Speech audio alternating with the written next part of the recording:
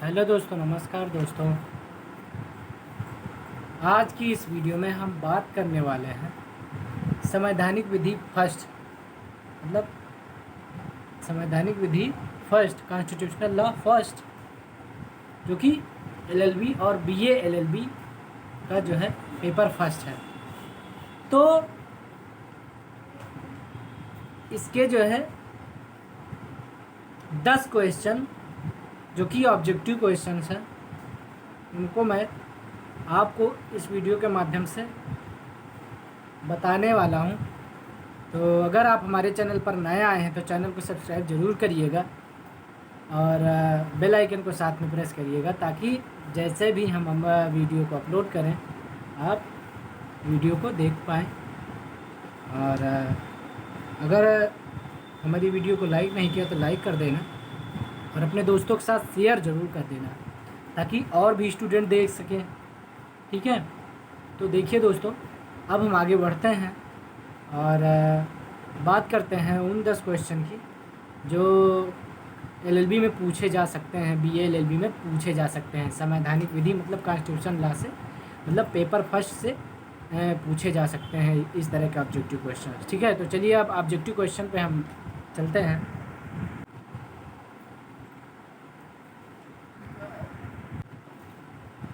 आ गए हैं हम और बात करने वाले हैं क्वेश्चन फर्स्ट की। तो चलिए पढ़ते हैं, और अगर आपने तैयारी करी है तो आप अपने को आंकिए कि हाँ मैं ये सही क्वेश्चन कर पाऊँगा या नहीं। तो चलिए पढ़ते हैं पहला क्वेश्चन। तो पहला क्वेश्चन है हमारा कि गणराज्य का अर्थ। ठीक है, गणराज्य का अर्थ, तो भाई पहला विकल्प हम पढ़ रहे हैं और कह रहा है कि एक ऐसी शासन व्यवस्था से है जिसका प्रमुख वंश उत्तराधिकार द्वारा नहीं आता। दूसरा ऑब्जेक्टिव कह रहा है, दूसरा विकल्प कह रहा है कि राष्ट्रमंडल का सदस्य होना गणराज्य का अर्थ है। तीसरा कह रहा है राष्ट्रपति द्वारा शासन को चलाना होता है, ये गणराज्य का अर्थ है। चौथा कह रहा है कि इनमें से कोई विकल्प सही ही नहीं है। तो अगर आपने पढ़ा है तो ज़रूर आप सही कर पाएंगे। तो बताइए, मैं थोड़ी देर वेट कर लेता हूँ। चलिए मैं बताता हूँ आंसर, क्योंकि वीडियो बहुत बड़ी नहीं करनी है। ठीक है, तो भाई गणराज्य का अर्थ जो है वो एक ऐसी शासन व्यवस्था से है जिसका प्रमुख वंश उत्तराधिकार द्वारा नहीं आता है। ठीक है, हमारा गणराज्य का अर्थ जो होता है, मीन्स जो होता है, वो एक ऐसी शासन व्यवस्था से है जिसका प्रमुख वंश उत्तराधिकार द्वारा नहीं आता। ठीक है, पहला विकल्प सही है हमारा। दूसरे क्वेश्चन की बात करने वाले हैं। तो दूसरा क्वेश्चन क्या है, चलिए पढ़ते हैं और बात करते हैं दूसरे क्वेश्चन की। तो ब्रिटेन तथा जापान, दूसरे क्वेश्चन कह रहा है कि ब्रिटेन तथा जापान क्रमशः किस प्रकार के देश हैं और किस प्रकार के नहीं, क्योंकि वहाँ शासनाध्यक्ष सम्राट या सम्राज्ञी उत्तराधिकार द्वारा अपना पद ग्रहण करता है। तो क्रमशः हमें बताना है ब्रिटेन तथा जापान के बारे में कि ब्रिटेन तथा जापान क्रमशः किस प्रकार के देश हैं और किस प्रकार के नहीं हैं। तो पहला ऑब्जेक्टिव कह रहा है, पहला विकल्प कह रहा है कि लोकतांत्रिक देश, और मतलब कि ये जो है लोकतांत्रिक देश, समझ रहे हैं बात हमारी। लोकतांत्रिक देश जो है ब्रिटेन तथा जापान लोकतांत्रिक देश है, और ये जो है गणराज्य की तरह नहीं है। समझ रहे हैं, तो पहला विकल्प सही है, या दूसरा प्रभुता संपन्नता है, ये राष्ट्रमंडल। तीसरा पूंजीवादी व्यवस्था, शासन प्रणाली। चौथा इनमें से कोई नहीं। तो भैया कौन सा विकल्प सही है बताओ, पढ़ा है तो बताओ।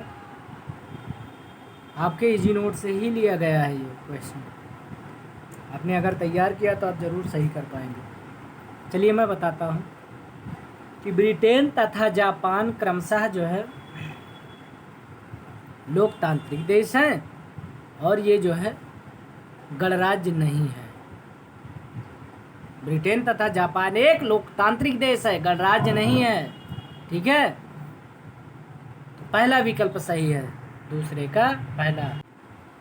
चलिए बात करते हैं अब हम तीसरे क्वेश्चन की। तीसरा क्वेश्चन वेरी इंपॉर्टेंट है। तो तीसरा क्वेश्चन क्या कहता है हमारा, ध्यान से सुनिएगा।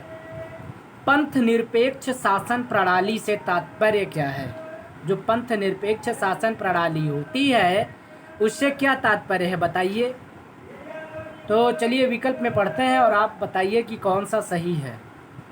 एक ऐसी सरकार से है जिसमें किसी धर्म विशेष को राज्य धर्म के रूप में मान्यता प्रदान की गई है। दूसरा विकल्प कहता है कि सभी धर्मों के साथ समान व्यवहार किया जाता है।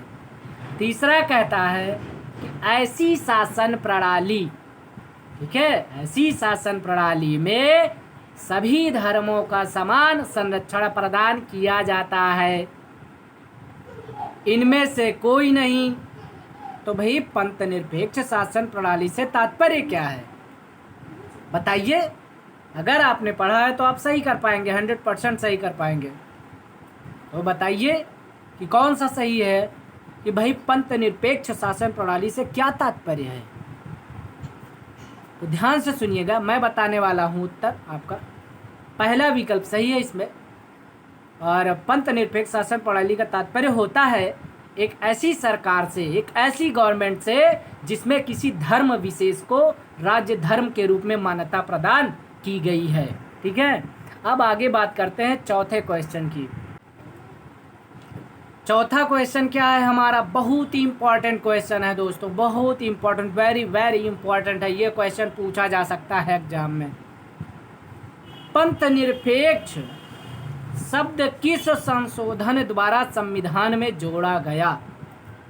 पहला विकल्प कहता है 42वें संशोधन द्वारा, दूसरा विकल्प कहता है 52वें संशोधन द्वारा, तीसरा कहता है 43वें संशोधन द्वारा, और चौथा कहता है भाई इनमें से कोई है ही नहीं। तो बताइए, अगर आपने पढ़ा है तो जरूर आप सही कर पाएंगे कि पंथ निरपेक्ष शब्द जो है वो किस संशोधन द्वारा संविधान में जोड़ा गया। तो ध्यान से सुनिएगा, पंथ निरपेक्ष शब्द जो है वो 42वें संशोधन द्वारा संविधान में जोड़ा गया। चलिए आगे बात करते हैं पांचवें क्वेश्चन की। चलिए पांचवें क्वेश्चन की बात करते हैं, ध्यान से सुनिएगा दोस्तों। भाई पांचवा क्वेश्चन कहता क्या है कि भारत के संविधान की प्रस्तावना यह स्पष्ट करती है कि, ऑब्जेक्टिव में मैं पढ़ रहा हूँ, विकल्प में मैं पढ़ने जा रहा हूँ, अगर आपको आता है तो आप जरूर सही करिएगा। ठीक है, पहला है ऑब्जेक्टिव, भारत में सभी नागरिकों को सामाजिक तथा आर्थिक न्याय के साथ साथ राजनैतिक न्याय प्राप्त होगा। दूसरा ऑब्जेक्टिव कहता है कि भारत में सभी नागरिकों को विचार, अभिव्यक्ति, विश्वास एवं धर्म एवं उपासना की स्वतंत्रता होगी। तीसरा विकल्प कहता है कि इस शासन व्यवस्था में, ये जो शासन व्यवस्था चल रही है, इस शासन व्यवस्था में सभी व्यक्तियों को गरिमा प्राप्त होगी तथा राष्ट्र की एकता तथा अखंडता के उद्देश्य से सभी व्यक्तियों में बंधुत्व स्थापित करने का प्रयास होगा। और मैं बताने वाला हूँ, चौथा विकल्प कहता है कि ये सभी, मतलब ये सभी जो है भारत के संविधान की प्रस्तावना को स्पष्ट करती है। ठीक है, तो बताइए कि चौथा विकल्प सही है, या इसमें से पहला सही है, या तीसरा सही, या दूसरा। तो चलिए मैं बताता हूँ, ये सभी इसमें जो है संविधान की प्रस्तावना को स्पष्ट करती हैं, सारे तीनों के तीनों विकल्प। तो चौथा विकल्प सही है, सभी। ठीक है, चलिए अब हम बात करते हैं छठवें क्वेश्चन की। छठवां क्वेश्चन क्या कहता है कि स्वतंत्रता प्राप्ति के सुख की अनुभूति भारतवासियों के लिए स्वाभाविक एवं अनोखी थी। अब आगे विकल्प दिए गए हैं, आपको सही करना है कि कौन सा विकल्प सही है। पहला विकल्प कहता है लेकिन साथ ही साथ एक नए संघर्ष और चुनौतियों का बोझ भी हमारे सिर पर था। दूसरा विकल्प कहता है ये संघर्ष था न्याय, स्वतंत्रता, समानता, एकता एवं बंधुत्व के आधार पर लोकतंत्रात्मक राज्य की स्थापना करने का, एक संपूर्ण प्रभुत्व संपन्न राष्ट्र के रूप में जीवित रहने का। चौथा कह रहा है ये सभी। तो भैया स्वतंत्रता प्राप्ति के सुख की अनुभूति अब भारतवासियों के लिए स्वाभाविक एवं अनोखी थी। ये जितने भी पॉइंट्स बताए हैं ये इससे रिलेटेड है, तो ये सभी के सभी पॉइंट्स सही हैं। ठीक है, तो चौथा विकल्प सही होगा इसमें। सातवां क्वेश्चन कह रहा कि कैबिनेट योजना के अनुसार नवंबर 1946 को संविधान सभा के सदस्यों का चुनाव किया गया, जिसमें कुल सदस्य थे। बताइए कुल कितने सदस्य थे। पहला विकल्प कह रहा 296 सदस्य थे, दूसरा विकल्प कह रहा 143 सदस्य थे, तीसरा विकल्प कह रहा 211 सदस्य थे, चौथा विकल्प कह रहा 73 सदस्य थे। बताइए कि नवंबर 1946 को कैबिनेट योजना के अनुसार संविधान सभा के सदस्यों का चुनाव किया गया और कुल कितने सदस्य थे। तो भैया पहला विकल्प सही है इसमें, 296 सदस्य थे टोटल। ठीक है, नवंबर 1946 के संविधान सभा में, ठीक है, जो सदस्यों का चुनाव किया गया था उसमें कुल सदस्य 296 थे। तो कौन सा विकल्प सही है सातवें में? पहला विकल्प। आठवें क्वेश्चन की बात करें तो ध्यान से सुनिएगा, संविधान सभा की पहली बैठक जो है कब हुई थी। तो भैया संविधान सभा की पहली बैठक जो है, पहला ऑब्जेक्टिव कह रहा कि भैया 9 दिसंबर 1946 को, दूसरा कह रहा 3 जून 1947 को, तीसरा कह रहा 26 नवंबर 1949 को और चौथा कह रहा 26 जनवरी 1950 को। तो बताइए आप लोग संविधान सभा की पहली बैठक कब हुई थी। अगर आपने पढ़ा तो ज़रूर सही कर पाएंगे। तो भैया मैं बताता हूँ कि संविधान सभा की पहली बैठक 9 दिसंबर 1946 को हुई थी। चलिए 9वां क्वेश्चन आ गया है। 9वें क्वेश्चन की बात करते हैं कि संविधान सभा बनाने में संविधान सभा बनाने में कितने वर्ष, माह और दिन लगे। पहला विकल्प कह रहा है भैया 2 वर्ष 11 माह 18 दिन लगे, दूसरा विकल्प कह रहा है 3 वर्ष लगे, तीसरा विकल्प कह रहा है 2 वर्ष 5 महीने 13 दिन लगे, चौथा कह रहा है इनमें से कोई है ही नहीं। तो बताइए आपकी संविधान सभा बनाने में कितना समय लगा। तो 2 वर्ष 11 माह 18 दिन लगा। पहला विकल्प सही है, सही कर लीजिए। चलिए बात करते हैं 10वें क्वेश्चन की, जो कि लास्ट क्वेश्चन है इस वीडियो का। तो 10वां क्वेश्चन जो है, देश का विभाजन होना है ये कब निर्णय किया गया था। बताइए आप लोग। तो 3 जून 1947 को, दूसरा विकल्प कह रहा 26 नवंबर 1949 को, तीसरा कह रहा 15 अगस्त 1947 को, चौथा कह रहा 26 जनवरी 1950 को।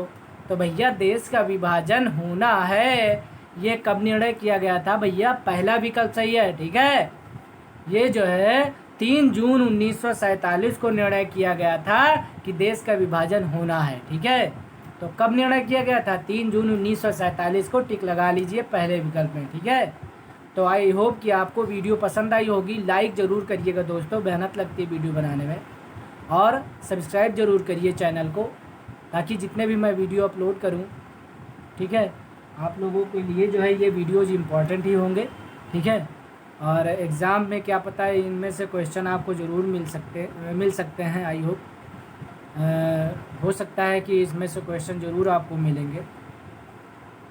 तो अब हम नेक्स्ट वीडियो में मिलेंगे दोस्तों। बहुत बहुत धन्यवाद, और सब्सक्राइब ज़रूर करिए हमारे चैनल को, शेयर ज़रूर करिए, क्योंकि और भी स्टूडेंट्स आपके दोस्त लोग देख सकें वीडियो को। Objective question LLB BA LLB first year के स्टूडेंट्स। तो चलते हैं, हम नेक्स्ट वीडियो में मिलेंगे। धन्यवाद दोस्तों।